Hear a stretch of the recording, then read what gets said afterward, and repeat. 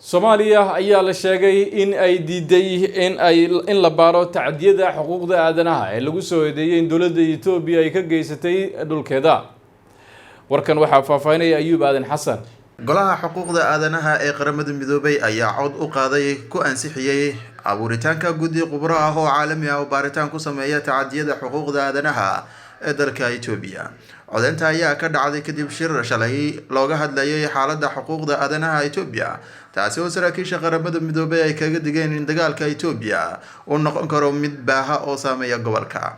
codeynta shalay la qaaday ayaa 21 wadan oo ka mid tahay wadamada ku jira golaha xuquuqda aadanaha ee qaramada midoobay waxa ay ku codeeyeen inay ansixiyeen qaraarkaasi, waxaana kasoo horjeestay 15 wadan halka 11 wadan ay ka aamuseen.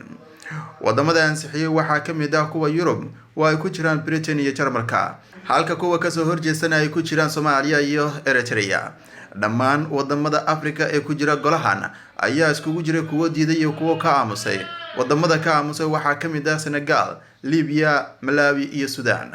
guddigan ayaa ka koobnaan doona 3 qof, waxa ayna la socon doonaan xaaladaha xuquuqda aadanaha ee dalka Itoobiya muddo hal sano. dowladda Itoobiya waxa ay kasoo horjeestay shirka iyo dhismaha guddiga, waxa ayna sheegtay in shirka ay afduubteen dhinacyo leh dana siyaasadeed sida hadalka ay u dhigeen. Itoobiya ayaa waxa ka jira qalalaasa siyaasadeed. Ayuub Aadan Xasan, Soomaali Cable, magaalada Muqdisho.